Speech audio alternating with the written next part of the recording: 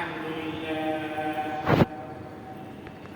لله رب العالمين، والصلاة والسلام على رسوله الكريم وعلى آله وصحبه أجمعين. أما بعد فأعوذ بالله من الشيطان الرجيم. بسم الله الرحمن الرحيم.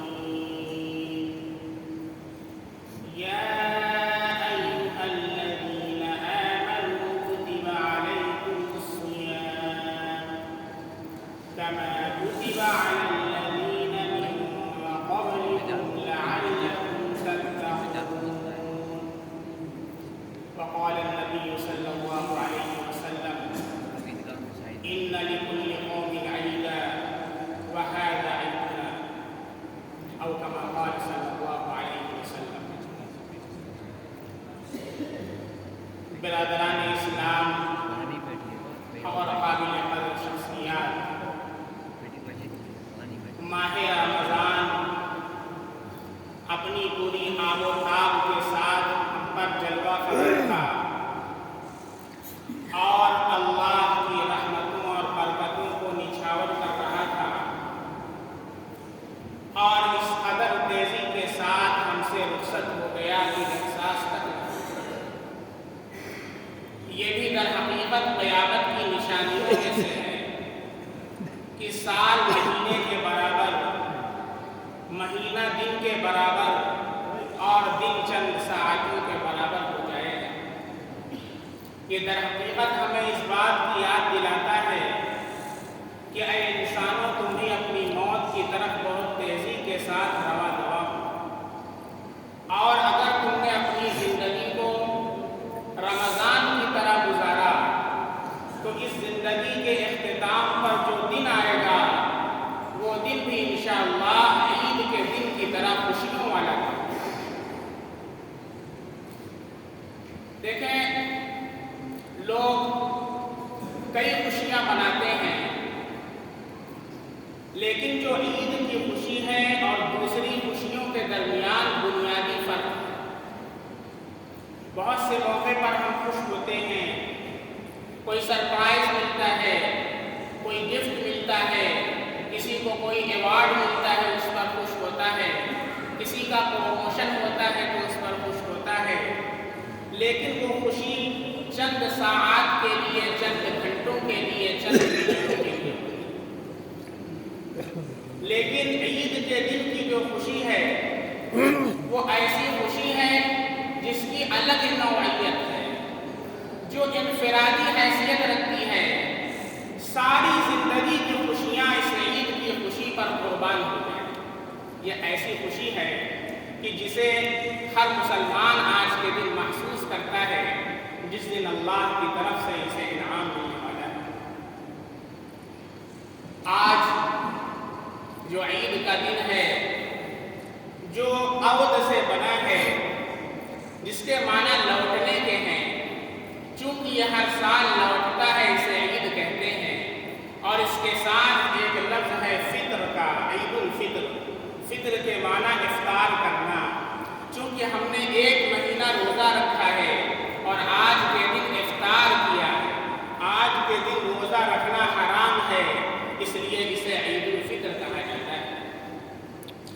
دنیا کے اندر جتنی اقوام اور مذاہب پائے جاتے ہیں، ہر ایک کا کوئی نہ کوئی تہوار ہوتا ہے، فیسٹیول ہوتا ہے، خوشی کا دن ہوتا ہے، جس میں وہ خوشیاں مناتے ہیں، اور ان کے خوشیاں منانے کا انداز بھی الگ الگ ہوتا ہے۔ کوئی کرسمس ڈے کے نام پر اتنی شراب پی جاتی ہے کہ جتنی سال بھر نہیں پی جاتی، وہ اس طرح اپنی خوشیاں مناتے ہیں۔ کوئی پٹاخہ چھڑا کر کے دوسروں کو اذیت پہنچاتے ہیں اور پولوشن پھیلاتے ہیں، وہ ان کی خوشیوں کا ذریعہ ہے۔ کوئی رنگ کھیل کر کے خوشی مناتا ہے، جس میں اپنی جو حیت ہے اس کو اس قدر خراب کر لیتا ہے کہ چھوٹا بچہ بھی ڈر جاتا ہے۔ کوئی ڈی جے بجا کر کے خوشی مناتا ہے، جس میں سارے لوگوں کو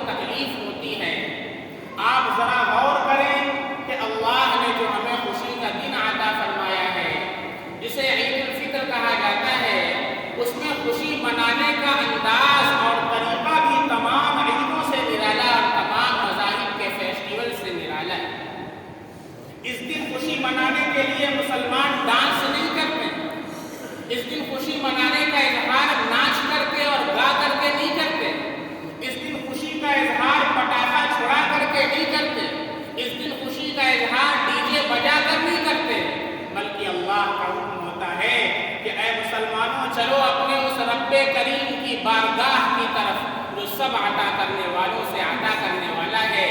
और निकलने से पहले हुक्म होता है कि सदक़ातुल फित्र को अदा कर दो। क्यों? अपनी खुशी के अंदर गुरबा को भी शामिल कर लो, अपनी खुशी में फुकरा को भी शामिल कर लो। अकेले अकेले खुशी न मनाओ। ये सारे अल्लाह के बंदे हैं, अल्लाह की मखलूक है, इनको भी अपनी खुशी में शामिल कर लो। मुसलमान सदक़ातुल फित्र अदा करता है, नज़ाफ़त का, तहारत का एहतमाम करता है, खुशबू लगाता है। मेरे नबी सल्लल्लाहु अलैहि वसल्लम की सुन्नत है, इस खुशबू से लोगों के ज़िहान, लोगों के अज़हान और क़ुलूब को मुअत्तर करता है, ताज़गी बख्शता है। और तकबीर पढ़ता हुआ अल्लाहु अकबर, अल्लाहु अकबर, ला इलाहा इल्लल्लाह, वल्लाहु अकबर, अल्लाहु अकबर वलिल्लाहिल हम्द पढ़ता हुआ, अल्लाह की पाकी बयान करता हुआ, अल्लाह की तकबीर बयान करता हुआ ईदगाह की तरफ निकलता है। रास्ते में किसी को तकलीफ नहीं पहुंचाता और यहाँ आकर के क्या करता है? नाचता नहीं है, डांस नहीं करता है, रंग नहीं खेलता है, पटाखा नहीं छोड़ाता है, बल्कि उस अल्लाह की बारगाह में दो गाना तशक्कुर की नमाज बजा लाता है और उस रब्बे करीम की बारगाह में अपने सरे नियाज को खम कर देता है। और वो इस बात का इजहार करता है कि ऐ अल्लाह, जो भी मेरे पास है, जो खुशी है, जो कपड़ा है, जो नेमतें हैं, सब आपकी दी हुई हैं और आप ही के फजलो करम से हमने रोज़ों और तरावीह को पूरा किया है। और आज आप ही के फजलो करम से हम उसके शुक्र के लिए आपके दरबार में हाजिर हुए हैं। ये मुसलमानों का इम्तियाज़ है, मज़हब इस्लाम का इम्तियाज़ है। इस पर आप जितना अल्लाह का शुक्र करें उतना कम है। अल्लाह हमें मौत तक ईमान पर इस्तिकामत अता फरमाए और ईमान पर अल्लाह हम सब का खात्मा अता फरमाए। अल्लाह के नबी सल्लल्लाहु अलैहि वसल्लम ने जब हिजरत फरमाई मदीना की तरफ, तो मदीने के अंदर आपने देखा कि जो मुसलमान थे वो 2 दिन खुशियाँ मनाते थे और खेल खेला करते थे। तो आपने पूछा, मा हाज़ानिल यौमान, ये दोनों दिन किस लिए तुम लोग खुशियाँ मनाते हो, कैसे दिन हैं?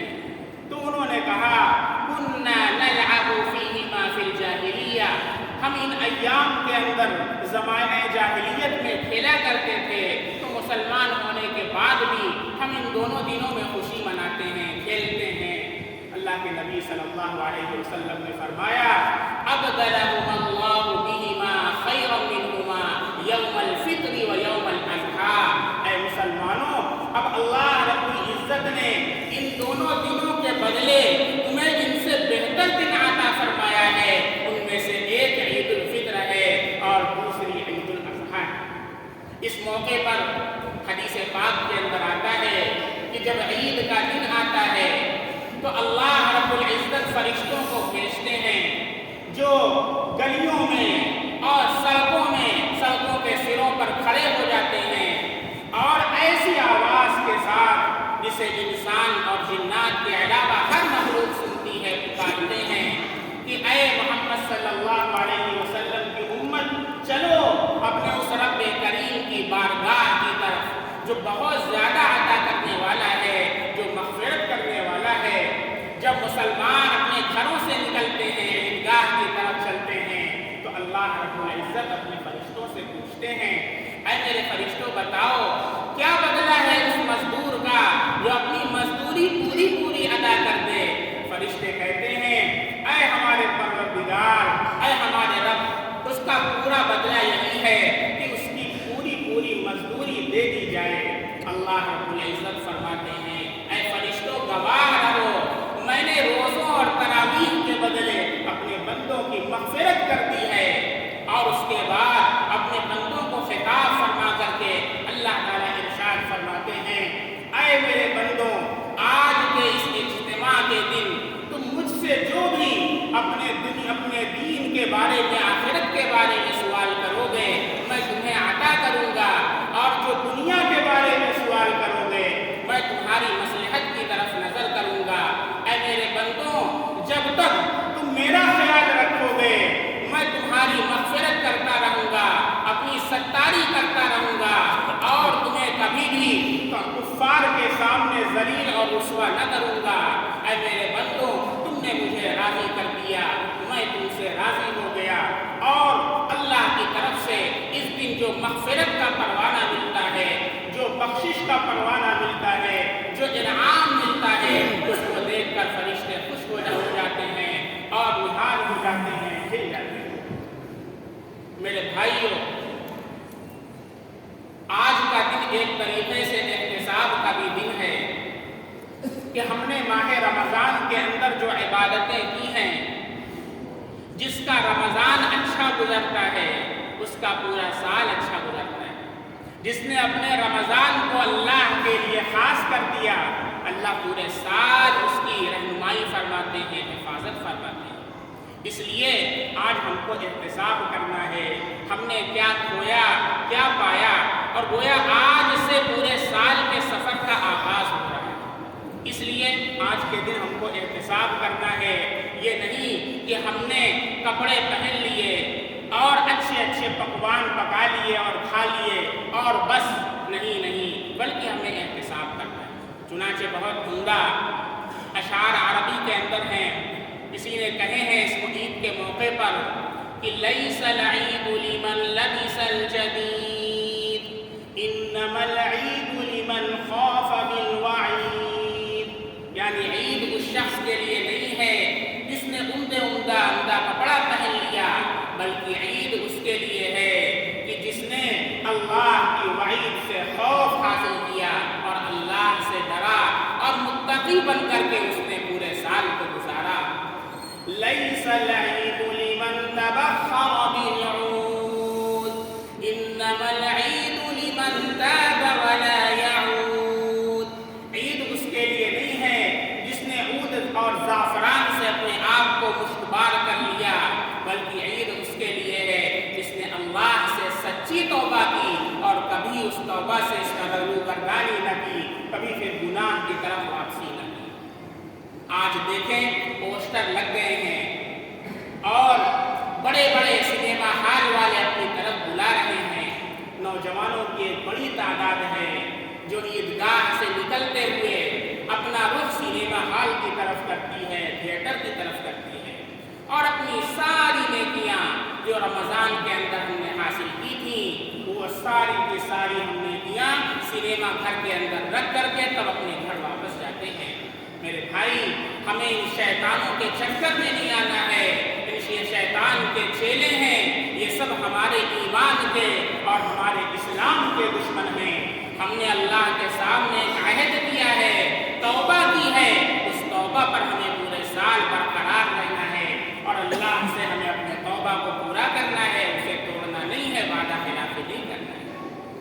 لیس العید لمن نصب القدور انما العید لمن سعد بالمقدور، عید اس کے لیے نہیں ہے جس نے دیگیں چڑھا لی، اچھے اچھے پکوان بنا لیے، یہ چکن ہے، یہ مٹن ہے، یہ سیخ کباب ہے، اور یہ کوفتہ ہے، اور یہ شیرما ہے، اور یہ سوئی ہے، اور یہ فلاں آئٹمس ہیں، بس نہیں، انما العید لمن سعد بالمقدور، عید اس کے لیے ہے کہ جس نے نیک بخت بننے کی کوشش کی، سعادت حاصل کرنے کی کوشش کی، اور اللہ کی اس مغفرت کو اور اللہ کی اس رحمت کو جو اللہ نے ہمیں عطا فرمائی ہے، اور اس کو پورے سال اس نے برقرار رکھا اور اس کو کبھی فراموش نہ کیا۔ لیس العید لمن تزین بزینت الدنیا انما العید لمن تزود بزاد التقوی، عید اس کے لیے نہیں ہے جس نے دنیا کی زیب و زینت سے اپنے آپ کو آراستہ اور پیراستہ کر لیا، بلکہ عید اس کے لیے ہے جس نے تقوی کے گوشے سے اپنے آپ کو آراستہ کر لیا اور اس نے تقوی کا گوشہ اختیار کر لیا۔ حضرت ابو الدرداء رضی اللہ عنہ فرماتے ہیں کہ تقوی کا اعلیٰ درجہ یہ ہے کہ ایک رائی کے دانے کے سلسلے میں بھی تو اللہ کا خوف کرے، ایک رائی کے دانے کے اندر بھی تو اللہ کا خوف کرے، اور بہت سی حلال چیزوں کو بھی اس وجہ سے چھوڑ دے، اس ڈر سے چھوڑ دے کہ کہیں وہ حرام نہ ہو، اپنے آپ کو اتنا بچائے۔ وہ اعلیٰ درجہ تقوی کا ہے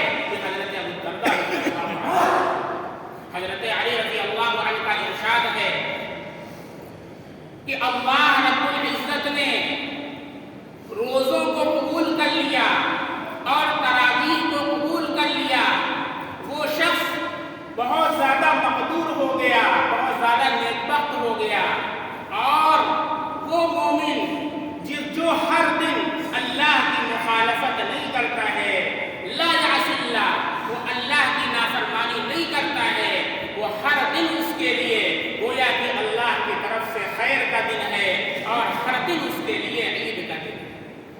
اسی طریقے سے آگے فرماتے ہیں لیس العید لمن تزین بزینت الدنیا انما العید لمن تزود بزاد التقوی لیس العید لمن تبخر بالعود انما العید لمن سعد بالمقدور لیس العید لمن رغب الخطایا انما العید لمن ترک المطایا لیس العید لمن رغب المطایا، عید اس کے لیے نہیں ہے جس نے عمدہ سواری اختیار کر لی۔ آج کے دن نوجوان بائک کی ریسنگ کریں گے اور اچھے اچھے سواریوں پر سوار ہوں گے، کوئی کار سے سر جا رہا ہے، کوئی بائک سے جا رہا ہے۔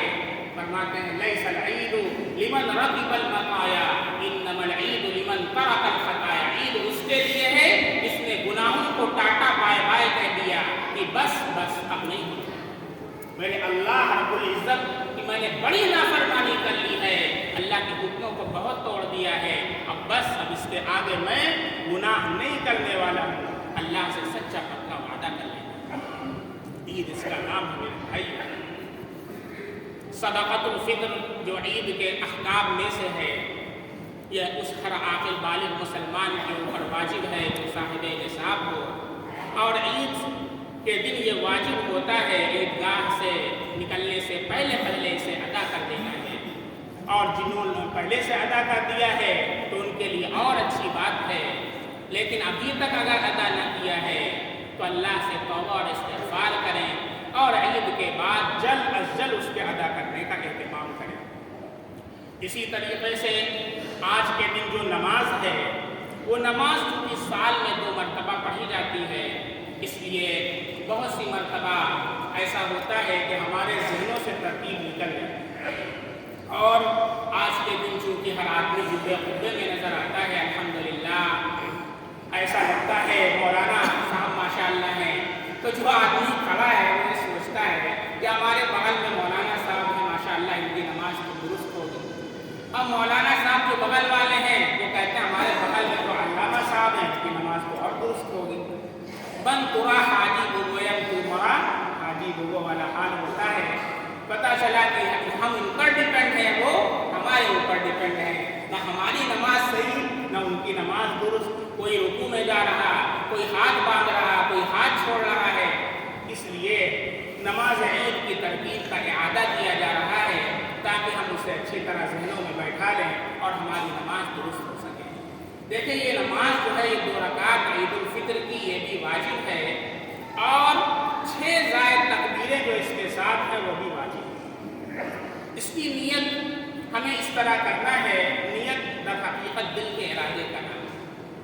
اگر ہم نے زبان سے کہہ لیا تو کہنا چاہے تو کہہ سکتا ہے، لیکن در حقیقت دل کا ارادہ، دل کے اندر یہ ارادہ ہونا چاہیے۔ اگر دل کے اندر ارادہ ہے، زبان سے کسی نے نہیں کہا، اس کی نماز بالکل ہو جائے گی، کوئی اس میں حرج نہیں۔ کیا دل میں ارادہ کر لینا ہے، کیا نیت کر لینا ہے؟ نیت میں کرتا ہوں 2 رکعت نماز عید الفطر کی واجب، 6 زائد واجب تکبیروں کے ساتھ، یہ نماز بھی واجب ہے اور اس کے ساتھ جو 6 زائد تکبیریں ہیں وہ بھی واجب ہے۔ نیت میں کرتا ہوں 2 رکعت نماز عید الفطر کی واجب، 6 زائد واجب تکبیروں کے ساتھ، واسطے اللہ کے رخ میرا کعبہ شریف کی طرف پیچھے سے امام کے اللہ اکبر، اور اس کے بعد امام صاحب اللہ اکبر کہیں گے، اللہ اکبر کہتے ہوئے ہمیں ہاتھ باندھ لینا ہے اور ہمیں ثنا پڑھ لینا ہے۔ ثنا پڑھنے کے بعد قرات سے پہلے امام صاحب 3 تکبیر کہیں گے۔ اس کو یاد رکھیں کہ پہلی رکعت میں جو 3 تکبیرات زائدہ ہیں وہ قرات سے پہلے، اور دوسری رکعت میں جو 3 تکبیرات زائدہ ہیں وہ قرات کے بعد۔ تو امام صاحب جب ثنا پڑھ لیں گے اس کے بعد قرات سے پہلے 3 تکبیرات زائدہ کہیں گے۔ اللہ اکبر کی جب آواز ہمارے کانوں سے ٹکرائے تو اللہ اکبر کہتے ہوئے دونوں ہاتھوں کو کانوں تک لے جانا ہے اور چھوڑ دینا ہے۔ دوسری مرتبہ اللہ اکبر کہتے ہوئے دونوں ہاتھوں کو کانوں تک لے جانا ہے اور چھوڑ دینا ہے۔ تیسری مرتبہ بھی اللہ اکبر کہتے ہوئے دونوں ہاتھوں کو کانوں تک لے جانا ہے اور چھوڑنا نہیں ہے بلکہ باندھ لینا ہے۔ پھر اس کے بعد امام صاحب سورہ فاتحہ پڑھیں گے اور کوئی سورت پڑھیں گے اور 1 رکعت پوری کریں گے۔ دوسری رکعت میں جب امام صاحب کھڑے ہوں گے تو سب سے پہلے وہ قرات کریں گے۔ قرات سے جب فارغ ہو جائیں گے تو رکوع میں جانے سے پہلے 3 تکبیرات زائدہ کہیں گے۔ پہلی تکبیر اللہ اکبر کہتے ہوئے دونوں ہاتھوں کو کانوں تک لے جانا ہے اور چھوڑ دینا ہے۔ دوسری تکبیر اللہ اکبر کہتے ہوئے دونوں ہاتھوں کو کانوں تک لے جانا ہے اور چھوڑ دینا ہے۔ تیسری تکبیر میں بھی اسی طرح کرنا ہے اور چوتھی تکبیر جب امام صاحب کہیں گے تو اللہ اکبر کہتے ہوئے ہاتھوں کو اٹھائے بغیر رکوع میں چلے جانا ہے۔ چوتھی تکبیر میں ہاتھوں کو اٹھانا نہیں ہے بلکہ اللہ اکبر کہتے ہوئے ہاتھوں کو اٹھائے بغیر رکوع میں چلے جانا ہے اور دوسری رکعت بھی امام صاحب کے ساتھ پوری کرنا ہے۔ دیکھیں عید کے بعد نماز کے بعد خطبہ ہوتا ہے، اس خطبے کا سننا ہر مسلمان کے اوپر واجب ہے۔ بہت افسوس کی بات ہے کہ ہم اللہ کے دربار میں آتے ہیں نیکیوں کو سمیٹنے کے لیے اور خطبہ سنے بغیر نکل جاتے ہیں، گنہگار ہو کر کے نکلتے ہیں۔ اس لیے اللہ کے واسطے 10 منٹ کا وقت ہم دیں اور خطبہ سنے بغیر کوئی مسلمان مسجد سے باہر نہ نکلے۔ آپ جہاں پر ہیں وہیں پر بیٹھ جائیں اور بہت خاموشی کے ساتھ خطبہ سنیں۔ عید کی نماز کے فوراً بعد شور شرابے کا ماحول نہ بنائیں اور نہ ہی ایک دوسرے سے بات کا اور کلام کا ماحول بنائیں بلکہ خطبے کو سنیں۔ خطبے کے بعد ہم عید کی مبارکباد پیش کر سکتے ہیں، لیکن عید کی سنت سمجھتے ہوئے مصافحہ اور معانقہ کرنا، اسے ہم نے عید کی سنت سمجھتے ہوئے اس کو لازم کر لیا ہے، اسے فقہا نے بدعت لکھا ہے۔ کیا کہ باپ ساتھ میں ہے، بیٹا ساتھ میں ہے، بھائی ساتھ میں ہے، تینوں ساتھ میں ماشاءاللہ نماز پڑھنے کے لیے آئے، نہ کوئی مصافحہ ہے نہ کوئی معانقہ ہے، ساتھ میں نماز پڑھا اور نماز جیسے ہی ختم ہوئی کھڑے ہوئے۔ یہ کیا صورت ہے؟ یہ نہ تو اللہ کے نبی سے ثابت ہے، نہ صحابہ سے ثابت ہے، نہ تابعین سے ثابت ہے۔ اور معانقے کا جو طریقہ ہم لوگوں نے رائج کیا ہے 3 مرتبہ، یہ بھی کہیں سے نہیں ثابت ہے۔ اگر معانقہ ہوتا بھی ہے تو آپ 1 مرتبہ معانقہ کر لیں، کسی سے بہت دن کے بعد ملاقات ہوئی ہے، فرق جذبات کے اندر آپ ہیں ماشاءاللہ، آپ معانقہ کریں لیکن 1 مرتبہ کریں۔ یہ 3 مرتبہ کرنے کا سلسلہ جو رائج ہو گیا ہے یہ سمجھ میں نہیں آتا، 3 مرتبہ سے پہلے تو چھوڑتے ہی، لیکن کوشش کریں اگر کوئی آپ کی طرف بڑھے آج کے دن اور زبردستی کرنے لگے تو آپ ایسا نہ کریں کہ آپ آج کے دن کوئی فتنہ رونما کر دیں، نہیں بلکہ حکمت کے ساتھ بچنے کی کوشش کریں۔ اگر وہ نہیں مانتا ہے تو آپ اس کو ڈانٹیں نہیں، نہ اس کو برا بھلا کہیں، بلکہ آپ اس سے کسی طریقے سے مصافحہ کر لیں اور بعد میں اس کو چائے پلا کر کے سمجھا دیں اور بتا دیں کہ بھائی مسئلہ یہ ہے۔ بہت سے حضرات کو دیکھا گیا کہ آج کے دن میں نے ابھی حالات کو دیکھا، کچھ حضرات جو آج کے دن یہاں پر نمازیں پڑھتے ہیں۔ دیکھیں مسئلہ یہ ہے کہ عید کے دن نماز فجر کے بعد عید کی نماز ہونے تک کوئی بھی نفل پڑھنا، چاہے وہ اشراق ہو، چاہے چاشت ہو، چاہے شکرانے کی نماز ہو، صلاۃ الشکر ہو، یہ مکروہ ہے۔ اور اگر کسی نے فجر کی نماز نہ پڑھی، ابھی ایک صاحب نے کل مسئلہ پوچھا تھا، میں نے اس کے اوپر ریکارڈ کروا دیا ہے کہ مفتی صاحب اگر کسی نے فجر کی نماز نہ پڑھی یا فجر کی نماز اس سے چھوٹ گئی تو کیا عید کی نماز نہ ہوگی؟ یہ بھی عوام کے اندر بہت بڑی غلط فہمی پائی جاتی ہے۔ عوام یہ سمجھتی ہے کہ جس کی عید کی نماز جس کی چھوٹ گئی، اس کی فجر کی نماز جس کی چھوٹ گئی اس کی عید کی نماز نہیں ہوتی ہے۔ تو اب کیا کرتے ہیں، عیدگاہ کے اندر پڑھنا شروع کر دیتے ہیں، مجمع کے اندر پڑھنا شروع کر دیتے ہیں۔ بھائی اگر فجر کی نماز چھوٹ بھی گئی ہے تو یہ ہم سے ایک بہت بڑا گناہ ہے، اس لیے اسے ظاہر نہیں کرنا ہے۔ بلکہ اسے چھپانا ہے اور اپنے آپ کو اللہ کے سامنے پیش کرنا ہے، اللہ سے معافی مانگنا ہے۔ یہ تو ایسا ہوا گویا کہ ہم نے گناہ کیا اور پھر لوگوں کو بتا رہے ہیں کہ دیکھو ہم نے کتنا اچھا کام کیا ہے، آج فجر کی نماز چھوڑ دیا ہے، دیکھو ہم نماز پڑھ رہے ہیں۔ اس لیے یہ جو لوگوں کے اندر غلط فہمی پائی رہتی ہے، فجر کی نماز کا عید کی نماز کے ساتھ کوئی کنیکشن نہیں ہے۔ فجر کی نماز ہر عاقل بالغ مسلمان پر فرض ہے اور عید کی نماز واجب ہے۔ گویا کہ فجر کی جو اہمیت ہے وہ عید کی نماز سے بڑھ کر، ذرا غور فرمائیں، فجر کی نماز کی جو اہمیت ہے وہ عید کی نماز سے بڑھ کر کے ہے، لیکن ہم فجر کو کتنا اہمیت دیتے ہیں ہر مسلمان جانتا ہے۔ لیکن اگر کسی کی فجر کی نماز کسی وجہ سے چھوٹ جائے تو اسے چاہیے کہ اپنے گھر کے اندر وہ ادا کر لے، اگر نہیں ادا کر سکا پھر بھی اگر اس نے عید کی نماز پڑھ لیا تو عید کی نماز ہو جائے گی، ایسا نہیں ہے کہ عید کی نماز نہیں۔ بات سمجھ میں آ رہی ہے؟ اور اسی طریقے سے عید کے بعد جو ہم لوگ چادر جھاڑنے لگتے ہیں، آج سب حضرات کا نیا کپڑا ہے اور چادر جو لوگ جھاڑتے ہیں تو اس سے کیا ہوتا ہے، گرد اڑتی ہے، شیطان کو راستہ مل جاتا ہے اور وہ لڑائی اور جھگڑے کروا دیتا ہے۔ اما دکھائی نہیں دیتا ہے، آج ہم نے نیا کپڑا پہنا ہے اور چادر جھاڑ رہے اور ادھر سے وہ بھی کچھ بولتا ہے اور تو میں آگے بڑھتی ہے اور لڑائی تک پہنچ جاتی ہے۔ اس لیے چپ چاپ سے اپنی چادر کو تہ کر کے جھولے کے اندر پلاسٹک کے اندر رکھ لیں اور گھر جا کر کے 10 روپے کا سرف ایکسل لے کر کے اپنی اہلیہ سے دھلوا دیں، اور اہلیہ کو زحمت نہ دینا چاہتے ہوں تو دھوبی کو دے دیں۔ ہاں، اور ایک بات اور کہ اہلیہ حضرات نے، خواتین حضرات نے بڑی قربانیاں پیش کی ہیں رمضان کے اندر۔ ہمارے لیے انہوں نے پکوڑیاں بنائی، ہمارے لیے انہوں نے افطاریاں تیار کی، سحری میں اٹھ کر کے ہمارے لیے ترری بنائی، پراٹھے بنائے، کیا کیا انہوں نے بنایا۔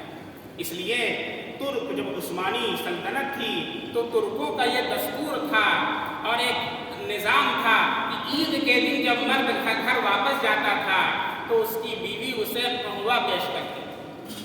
کیا پیش کرتی تھی؟ قہوہ۔ آج کل تو چائے ایسی چلی ہے کہ اس چائے نے ہمیں بے حال کر رکھا ہے۔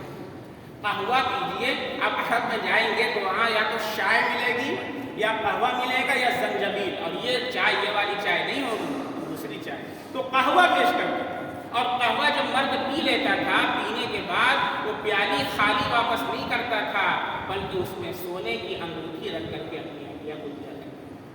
یہ گویا کہ ان کی رمضان بھر کی جو محنت ہے، اس محنت کا گویا کہ ایک نمک کا سلا ہوا کرتا تھا۔ تو ہم یہ نہیں کہتے کہ اہلیہ تک ہمارا ویڈیو آپ نہ پہنچا دیجیے گا کہ آپ کی اہلیہ آپ سے انگوٹھی مانگنے لگے تو آپ کہیں گے ارے مفتی صاحب آپ نے تو بڑا مسئلہ پیدا کر دیا۔ ارے انگوٹھی نہ دیں تو کم سے کم ہم اسے 500 روپیز تو دے دیں، ٹھیک ہے بھائی، اور ہم ان کے کاموں کی قدر کریں اور کہیں کہ آپ نے ہمارے لیے بڑی آسانیاں پیدا کی ہیں، آپ نے ہمارے لیے سحری اور افطاری میں بڑی قربانیاں پیش کی ہیں، اللہ آپ کو جزائے خیر عطا فرمائے۔ آپ کے ان 2 جملوں کی وجہ سے ان کے دل کے اندر آپ کی وقار بڑھ جائے گی، محبت اور بڑھ جائے گی، اور وہ حضرات کی جو قربانیاں ہیں بڑی قربانیاں ہیں، اللہ انہیں جزائے خیر عطا فرمائے۔ اللہ ہم سب لوگوں کے روزوں اور تراویح کے بدلے اللہ ہم سب کی مغفرت فرما دے۔ بہت سارے مسلمان ہیں جنہوں نے رمضان کے اندر تقویٰ حاصل کیا ہے، کیونکہ روزے کا مقصد ہی تقویٰ ہے۔ چنانچہ خطبے میں جو آیت کریمہ پڑھی گئی، یا ایھا الذین آمنوا کتب علیکم الصیام کما کتب علی الذین من قبلکم لعلکم تتقون۔ روزے کا مقصد کیا ہے؟ تقویٰ۔ اور تقویٰ کسے کہتے ہیں؟ آسان لفظوں میں سمجھ لیں، تقویٰ نام ہے گناہوں کو چھوڑ دیں۔ جو گناہ ہم کرتے ہیں، جو حرام کام ہم کرتے ہیں، گانا سننے کا گناہ حرام کرتے ہیں اور فلمیں دیکھنے کا حرام کرتے ہیں۔ آج کل تو یہ موبائل آ گیا ہے، بہت سے حضرات سنیما ہال نہیں جاتے ہیں تو کمرہ بند کر کے نیٹ ڈلوا کر کے اندر چادر کے اندر گھس کے دیکھتے ہیں۔ میرے بھائیوں، اسے یاد رکھیں کہ میرا اللہ مجھے ہر وقت دیکھ رہا ہے۔ CCTV کیمرہ کہیں لگا ہوتا ہے تو ہم کتنا احتیاط کرتے ہیں۔ یاد رکھیں اللہ کا جو CCTV کیمرہ ہے وہ ہر وقت ہم پر سایہ فگن ہے اور اور ہمارے ایک ایک حرکت کو، ایک ایک عمل کو ریکارڈ کرنا اور اس کا ہمیں کل اللہ کے سامنے حساب دینا ہے۔ اس لیے اگر تم ایک ہو تو دوسرا اللہ ہے، اگر تم دو ہو تو تیسرا اللہ ہے، اگر تم تین ہو چوتھا اللہ ہے۔ تم جہاں کہیں پر بھی ہو اور کمرے کے اندر ہو، کہیں پر بھی ہو، لیکن وہ اللہ تمہیں دیکھ رہا ہے اور تمہارے دلوں کے بھید سے بھی واقف۔ اس لیے بھائی اللہ سے سچی توبہ ہم نے کر لیا، اسی کا نام تقویٰ ہے، ہم اللہ کے دوست بن چکے ہیں۔ ان اولیاء الا المتقون، اللہ قرآن میں فرماتے ہیں کہ متقین اللہ کے دوست ہیں۔ جب اللہ کے دوست بن چکے ہیں، اب اللہ سے جو مانگیں گے اللہ عطا فرمائیں گے۔ تو دوست کے ساتھ آدمی کیا کرتا ہے؟ جب بھی کوئی بات پیش آتی ہے، کوئی مصیبت پیش آتی ہے، سب سے پہلے اپنے دوست سے شیئر کرتا ہے۔ اپنے امی کو نہیں بتائے گا، اپنے ابا کو بھی نہیں بتائے گا، اس کا جو بیسٹ فرینڈ ہے، بوسم فرینڈ ہے، کلوزسٹ فرینڈ ہے، اس کو پہلے بتائے گا۔ تو ہمیں کیا کرنا ہے؟ جب ہم اللہ کے دوست بن چکے ہیں، اللہ سے بڑھ کر کوئی نہیں ہے، تو ہمارے پاس کوئی مصیبت آئے، کوئی پریشانی آئے، سب سے پہلے کسے بتانا ہے؟ اپنے اللہ کو بتانا ہے، اللہ کے سامنے اپنے ہاتھوں کو پھیلانا ہے۔ اللہ ہی مصیبت دور کرنے والا ہے، اللہ ہمیں اس پریشانی سے نکالنے والا ہے۔ کبھی ایسا ہوتا ہے کہ تقویٰ ٹوٹ جاتا ہے۔ تقویٰ کیا ہو جاتا ہے؟ ٹوٹ جاتا ہے۔ تقویٰ کیسے ٹوٹتا ہے؟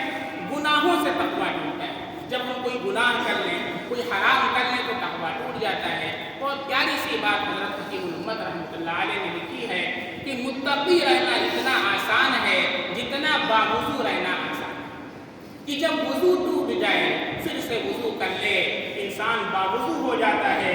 اسی طرح جب تقویٰ ٹوٹ جائے پھر سے اللہ کے در پر آ کر کے اپنے گناہوں کی معافی مانگ لے اور کہہ دے اللہ مجھے معاف کر دے۔ اللہ سے ایک جملہ کہنا ہے، کیا کہنا ہے؟ اللہ دل سے کہنا ہے، یہ نہیں کہ اس کے اندر تو موبائل کے اندر ہے گانا اور کہہ اللہ معاف کر دیجیے، تو اللہ تو دیکھ رہا ہے نا کہ مجھ سے جھوٹی توبہ کر رہا ہے۔ توبہ نام تین چیزوں کا ہے: گزشتہ پر ندامت، آئندہ نہ کرنے کا عزم مصمم، اور فی الحال اس گناہ کو چھوڑ دیں۔ اس لیے ہم اللہ سے کہہ دیں اللہ معاف کر دیجیے، توبہ پھر سے کر لیں، پھر سے وہ متقی بن جاتا ہے۔ اللہ ہمیں پورے سال تقویٰ کی دولت سے مالا مال رکھے، اللہ ہم سب کو گناہوں سے بچا لے، اور اللہ ہم سب کا خاتمہ بالخیر فرمائے، اور ہمارے روزوں اور تراویح کے بدلے اللہ ہم سب کی مغفرت فرما دے۔ ان چند کلمات کے ساتھ میں رخصت ہوتا ہوں۔ وآخر دعوانا ان الحمد للہ رب العالمین۔